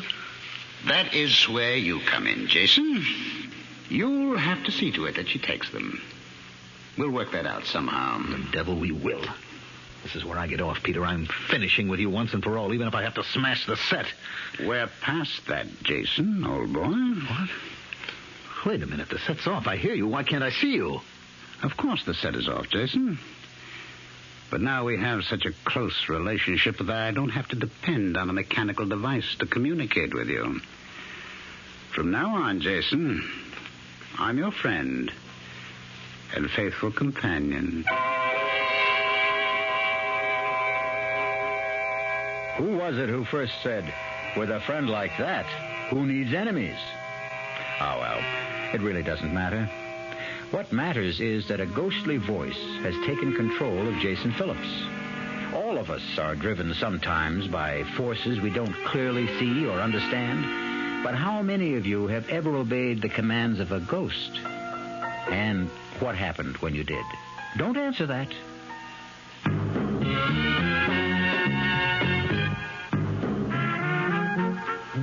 Some beer drinkers have funny ideas about beer. They think beer improves with age. like wine. Well, find a brewmaster, though. You'll find a beer drinker who knows better. The Budweiser brewmaster says it all depends on how beer is aged. Just letting beer sit in lagering tanks makes it older, not necessarily better. That even goes for keeping a case around the house for a couple of months. But there is one kind of aging that's good for beer. The Budweiser kind. Beechwood aging. In this kind of aging, something happens. It lets all the flavor of the choicest hops and best barley malt that go into Budweiser get through to you. Sure, it takes more time and trouble to brew Budweiser that way, but brewing beer right does make a difference. Anheuser-Busch, St. Louis. Eyeglass wearers, why buy glasses without a guarantee? Especially the kind of guarantee you get at the 15 Hillman Cohan Vision Centers in New Jersey. It's a unique you bust 'em, we fix 'em guarantee, and it comes with every pair of glasses they dispense. If they break, take back the pieces and they'll fix or replace them unconditionally for 1 whole year. Who else gives you such a guarantee? And such an unbelievable selection. Hillman Cohan Vision Center. Everything for everybody who wears or buys eyeglasses, including complete 1-hour service for most glasses, satisfaction assured. No wonder Vision Center is growing so fast. Check out the one nearest you. They're all open daily, 10 to 9, Saturdays till 5. Put on a happy face at your Vision Center. Get 1-hour service and the great eyeglass guarantee at 2 Hillman Cohan Vision Centers in Wayne, Route 46 opposite Willowbrook, and in Wayne Hills Mall, Hamburg Turnpike. Bank AmeriCard and MasterCharge accepted.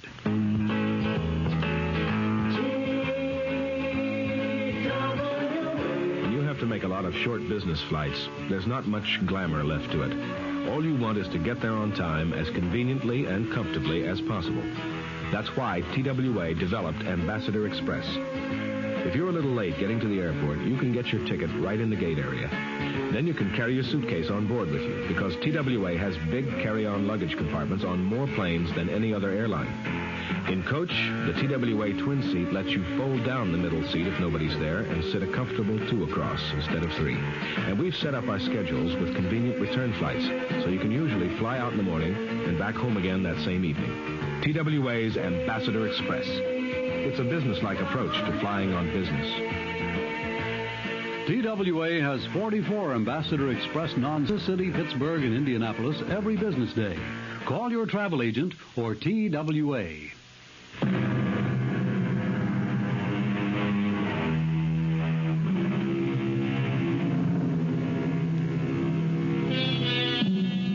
People who hear voices either tell no one or lay themselves open to all sorts of risks, not the least of which is ending up on a couch. Actor Jason Phillips has been hearing the same voice for weeks. The voice of a Broadway producer who keeps urging Jason to kill the producer's actress wife. Jason is now disturbed enough to seek help from a distinguished and brilliant psychiatrist. The whole purpose of our talks, Jason, depends on your deciding what is important. Now, obviously, your losing the part in Cries of Dissent was a real shock to you. Well, it would be to anybody. Of course, but what about Claire Truro? What was your relationship with her before that? It was friendly, casual. I mean, after all, she was Peter's wife, and he made no bones about how he felt about her. Were you attracted to her? She's a very good-looking woman. That's not what I asked. Oh, I guess maybe, but nothing earth-shaking. And how did she feel about you? I don't know. I think it might be wise if you could recreate the day she told you she was replacing you in Cries of Dissent. Well, I don't know if I can remember all of it. I came to the theater that day about the same time as usual. Rehearsal was scheduled for 11. I got there about 10:50. I was sitting in my dressing room when I heard a knock on the door. Come in. I'm glad you're early, Jason. There's something I want to talk to you about. Fine. Well, I need the script. No. Jason, darling, this isn't going to be very pleasant. Well, the last few weeks haven't been very pleasant. This is something I know is going to hurt you, and I wish... You're not making sense. I've never done this before. I've never fired an actor before. Fired an actor? You mean I'm out of the play? I'm afraid so. But why? Why? You know I'm good in the part. You know what the part means to me. Why would... I think you're beginning to understand. Believe me, Jason, Does Linville mean that much to you? Well, you knew I knew you were seeing a lot of him, but I didn't think that... Well, isn't this very sudden? Peter's only been dead a few days. Edward Linville and I... Well, we go back a long way. Claire, I don't want to hear any stories of old love affairs. It's not going to make me feel any differently about the kind of deal you're giving me. I don't suppose I could expect you to feel any other way. Come off it, Claire. You cut my heart out and you want to be forgiven? You'll get your full salary for the run of the I don't need it. I'll take my 2 weeks' notice. I'll be in touch with your agent. Goodbye, Jason. And that's about the way it was, Doctor. Oh, a traumatic experience. It has left a deep scar. Well, I knew that before I came to you. Now, help me. Well, the help must come from within you. You don't believe in this ghost of mine. Do you? We keep going around in circles, Doctor. Not quite. The first day you came to me, you wanted to know whether or not you could actually hear a voice and be perfectly sane. You remember I gave you an answer. Yes, you said it was possible. And then? Then I told you the voice I heard belonged to a dead man and asked if you believed in ghosts. And do you remember my answer? Yes, you said, for some people, ghosts are a way of life. That's right. Doesn't that apply to you? No, and I don't know anyone it does apply to. Doctor, if you're trying to confuse me, you're doing a great job. I'm trying to lead you to a conclusion. You'd only kill someone who did you harm. Does that seem so strange? Someone like Claire Truro? There you go again, Doctor, trying to prove something. Prove what? That I'd really like to kill Claire. Wouldn't you? Yes. Yes, I would. I'd like to get my hands around her throat. Yes, I want to kill her. What in the world have you done, Jason? Made a purchase, Peter. A mannequin. Don't you recognize her? Should I? Well, she's a lady very close to your heart. To me, she just looks like any other window dummy they use in dress shops. Ah, but this one is different, Peter. Don't you recognize your beloved wife, Claire? What kind of foolishness is this? Expensive, made-to-order therapy for a man who talks to ghosts. A ghost who wants him to kill his wife. Now, I prop Claire up here in the corner of this couch, and I hit her. And I hit her again, and again, and again. You feel better? Much better, Peter. You see, I'm willing to admit to you now that I am aggressive towards Claire, and I would like to see her dead. That is progress. That's what my doctor says. Now that I've admitted the terrible thought and acknowledged it, I can get rid of my aggression. By hitting that department store dummy on the head? You go ahead and laugh. But it's going to work. Jason, over here. Oh, great party, Claire. Thank you, Jason. I want you and Edward to shake hands right here now. Of course. Go on, Edward. Go on, shake hands. Well, I think I made a fool of myself, Jason. Well, you don't have a monopoly on foolishness. I kind of lost my head, too. Well, it's all over now. And even though Edward said I shouldn't, I have to ask a favor, Jason. Go right ahead. Well, you know that little church around the corner from your apartment? You mean St. Anthony's? That's it. They have a theatrical about this time every year, and I've known Father Kinsolving for years and years, and, well, I always donate some costumes, and I was wondering if you'd be kind enough to drop them off for me. No trouble at all. I'd be happy to. You see, Edward, what you called my silly brainstorm turned out to be not such a bad idea at all. Welcome home, Jason. Did you enjoy the party? Matter of fact, I had a ball.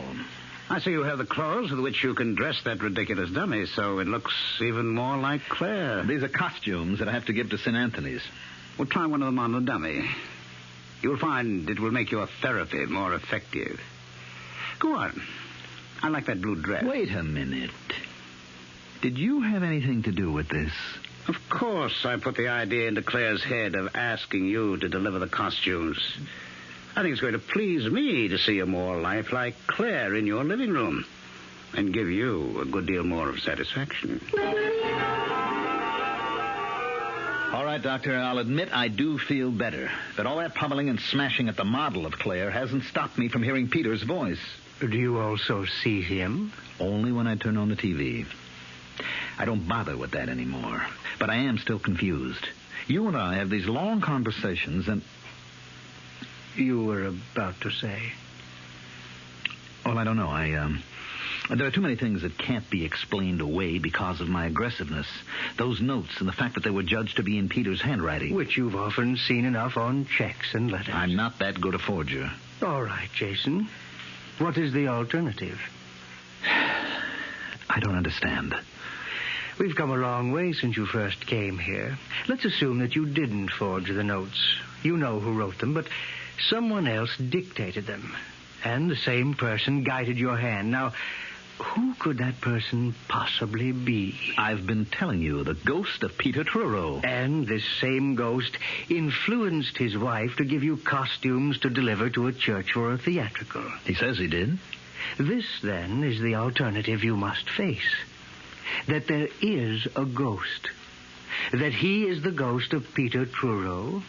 And that he is haunting you. And that I believe in that ghost? Don't you?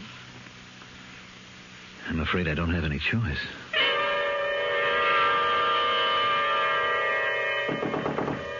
Who is it? Alida. Oh, come in. Thank you for coming so soon after I called. I'd never forgive myself if I hadn't. Who's that? It's just a dummy dressed in Claire's clothes. You must get rid of it. Well, I will, but I asked you to visit with me. Get rid of it now. What do you want me to do, throw it out the window? It doesn't matter. Don't you realize how dangerous it is for you to have her here? Oh, come on, Alida. It was my doctor's idea. He said I could use the dummy to take out my aggression. Indeed. And where did you get the clothes? Claire gave them to me.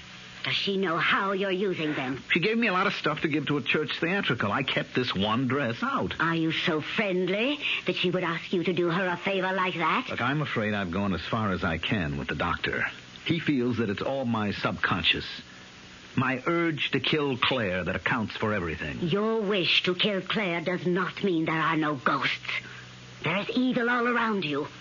Either you or Claire must leave New York. I don't see how running away will get rid of Peter. I'm not so much concerned now with your getting rid of Peter as I am with saving your life. You really mean that, don't you? You're really frightened. There was only one other time in my life when I've been this frightened. When was that? No. Now, Jason, please come away with me. Come back with me to Clarkstown until... Until? Until the restless thirst for revenge has left the ghost of Peter Truro.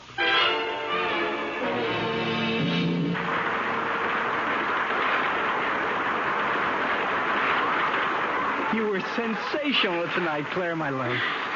Thank you, Edward. Shall we eat something before we go home? No, I'll meet you at the house. I have to go someplace first. Oh, very mysterious. Well, it's important. You care to tell me? I'm afraid you disapprove. Well, if it's what I think it is, I certainly will do more than disapprove. Oh, be a darling and don't ask any questions. I'll tell you all about it when I get home. Now, Claire, I have to get this makeup off, and You're not going. Now, don't be silly, Edward. You don't even know where I'm going. Stop treating me like a child, Claire. It's obvious that you're taking that last note seriously. I want these notes to end. I want this whole situation to end. Can you promise me that you can stop it, Edward? No, but... This last note says I'll have all the answers if I go alone to Jason's apartment. And you believe that? It also says I'll find the door open. I'm going there. And if the door's open, I'll go in. But, Claire... You know where I'll be. And if I'm not home in an hour, you can come after me. Call the police or do anything you want.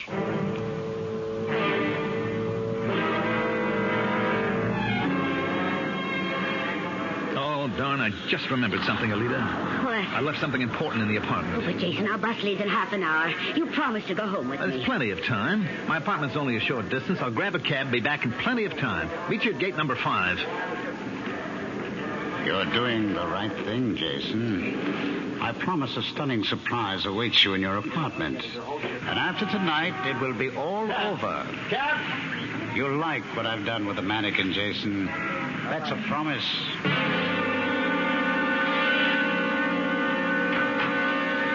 The door is open. That part of the note is right. Jason? Jason, are you home? Oh, darn. Where are the lights? Oh, what's this? Jason, you're not playing some silly game, are you? Oh, a dummy. Some kind of store figure. Jason, whatever you're up to, get this thing away from me. It's just where a dummy belongs, on the floor. Jason, I'm too old to be afraid of the dark. I'll just sit and wait for you. And if you don't come soon, Edward will be here. I'm warning you. Oh, I thought mentioning Edward would do it. Switch on the light, Jason. Oh, Peter, this is what your surprise is. You've made the mannequin talk. Marvelous, Peter. Who are you talking to, Jason? Please turn on the light. Thank you, Peter. This is really wonderful. Perfect. Jason! Are you mad? And the throat feels like real flesh. My hands are closing around real flesh. I don't know how you did it, Peter. Jason, you're killing me. Jason, stop. That finishes you once and for all.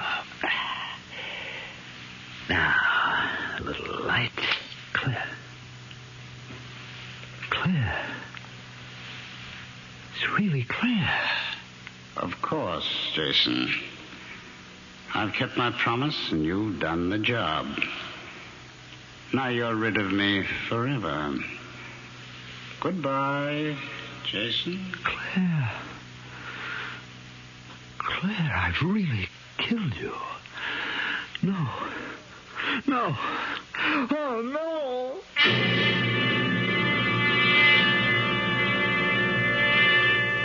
Well, that's one way to rid yourself of a ghost.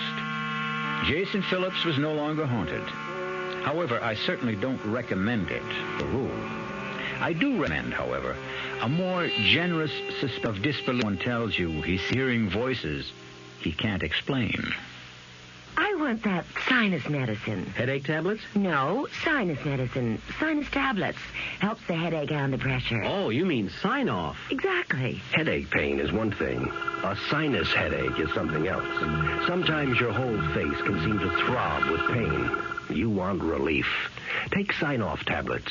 Sineoff. The sinus medicine that gives you a full dose of pure aspirin plus a sinus drainer. Sign-Off. The sinus medicine that helps relieve sinus pain while you drain. And Sign-Off doesn't stop there. Have you tried Sign-Off Sinus Spray, the fastest known form of sinus congestion relief? It works in seconds. That's Sign-Off Sinus Spray. When sinus flares up, use Sign-Off tablets and spray, only as directed. Sineoff. Sign-Off. Exactly. Sign-Off, the sinus medicines in the bright red box. And now, another story of the ball and chain, as Kellogg's Special K presents The Library. Welcome to the public library. May I help you, sir? Yes, I'd like to check out... Famous Laundromats of the World by Audrey Schnorbart.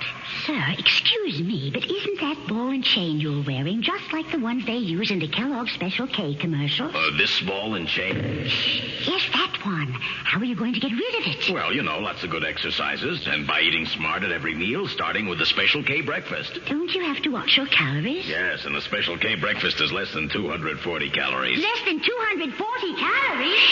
Right. A 1-ounce bowl of high-protein Special K, 4 ounces of skim milk, tomato juice, and coffee. It's really tasty, and it's going to help me get rid of this ball and chain. I'd say it's long overdue, get it?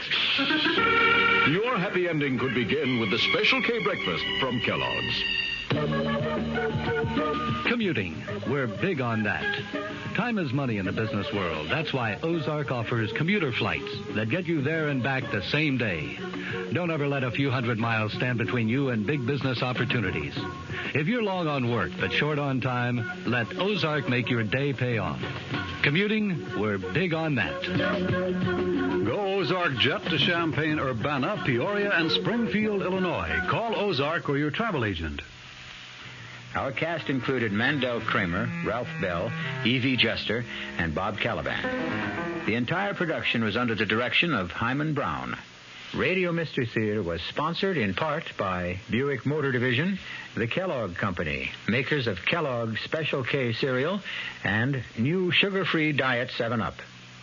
This is E.G. Marshall inviting you to return to our Mystery Theater for another adventure in the macabre. Until next time, pleasant dreams.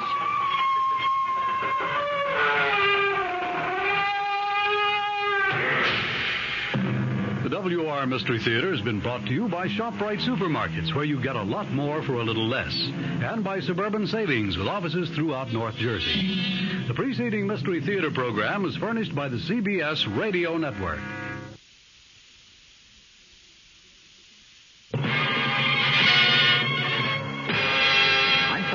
In the Mutual Broadcasting System studios in Washington, D.C. Now, my commentary. Well, it's getting so you may need a program to follow the players. In the past few days, some Republican congressional leaders have called on President Nixon to step down from office rather than to face the impeachment process in the House of Representatives and perhaps later the Senate. Today, Democratic leaders said that President Nixon should not shortcut that impeachment process by resigning. They also added that Republicans who have been calling on him to resign are worried about their own future. The note in what appears to be a growing party consensus was sounded by participants in a high-level breakfast at which House Speaker Carl Albert was the host. Speaking with newsmen afterward, Albert reaffirmed his own opposition to resignation in shorter terms than he has yet used, saying it would be disastrous for the president to resign under political pressure. Albert added, if he is not guilty and those facts come out, he would be exonerated. But if he resigns and later it is shown that he was not guilty, it would result in irreparable harm to our country and our political system. Albert added that he is certain that the president is not going to resign. Meanwhile, Democratic National Committee Chairman Robert Strauss praised leaders of his party for what he called remarkable restraint in what obviously has to be an issue with partisan overtones. In contrast, he said, there is a terrible hue and cry by Republicans running for office around the country, trying to put great distance between themselves and President Nixon. For this reason, Strauss added, Democratic leaders have to step forward and express themselves, calling not for resignation, but calling instead for White House cooperation and making information available to speed the impeachment inquiry. Representative Thomas Tip O'Neill of Massachusetts, the House Democratic leader, said that he had one time publicly expressed the opinion that the president's resignation would be good for the country, but he said circumstances have now changed his mind. O'Neill said, I think now that Americans want all the facts to come out, not only for now, but for posterity and for history. Kentucky Governor Wendell Ford, the chairman of the Democratic Governors Conference, said that he has expressed no opinion on the impeachment process because he is seeking the Senate seat held by Republican Marlo Cook, and so he might conceivably become a juror in the impeachment process. Ford said, Senator Cook and others who asked the president to resign create the impression that they are trying to put some distance between themselves and the president. Also attending today's breakfast were Senate Democrat leader Mike Mansfield of Montana and Senate Democrat Whip Robert Byrd of West Virginia, both of whom said yesterday that the president should not resign. Meanwhile, Senate Republican leader Hugh Scott also said today he opposes presidential resignation. Scott commented, I think our nation is strong enough to withstand the functioning of its own constitution. The Judiciary Committee met in closed session today for a background briefing on impeachment evidence and also to listen to White House tapes. And White House lawyer James St. Clair reportedly planned to present a document to the committee outlining the president's position on future subpoenas that the panel might consider issuing during its impeachment probe. The first order of business today at a committee session that has been scheduled for tomorrow morning is going to be a vote on whether to subpoena additional material from the White House. Exactly what material is not yet known. The morning session today was devoted to a briefing on impeachment evidence. This afternoon, the committee members listened to various White House tapes.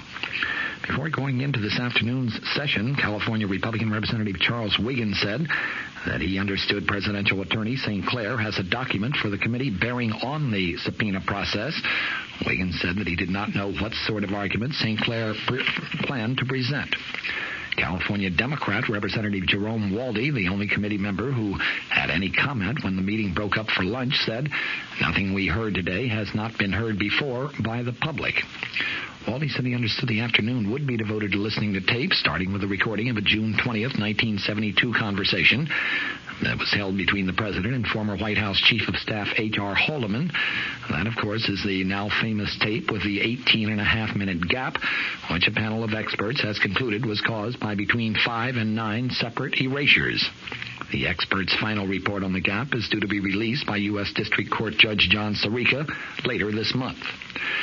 Today's meeting was the second closed session by the committee to hear the evidence that its impeachment staff has gathered about President Nixon's Watergate role. The first session was held last Thursday afternoon.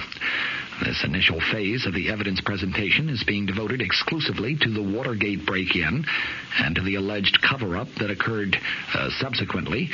Later presentations are going to cover such areas as the activities of the White House Plumbers Unit, the President's personal finances and his tax problems, the ITT antitrust settlement, and political contributions from the dairy industry. Representative Waldy, who was opposed closing these sessions to the press and to the public, said that the committee had heard no information so far that would in the slightest defame or degrade anyone. He was referring to a rule of the House of Representatives that requires closed sessions in cases where defamatory or degrading information was being presented. Congressman Waldy added it was a monotonous session. The committee met amid renewed word from the White House that there is absolutely no chance that President Nixon is going to leave office voluntarily. The committee members went into the closed session carrying the thick, loose-leafed index books that they received last week from the committee staff. From the Mutual Studios in Washington, I'm Fulton Lewis, and that's the top of the news as it looks from here. Thank you for listening to and showing your support for my podcast. If you would like to receive notifications of when new episodes are posted, please subscribe to my channel. Subscriptions are 100% free, and they really help me get an idea of how I'm doing. Well, hope you enjoyed, and until next time, stay safe, wish you well, and as always, peace.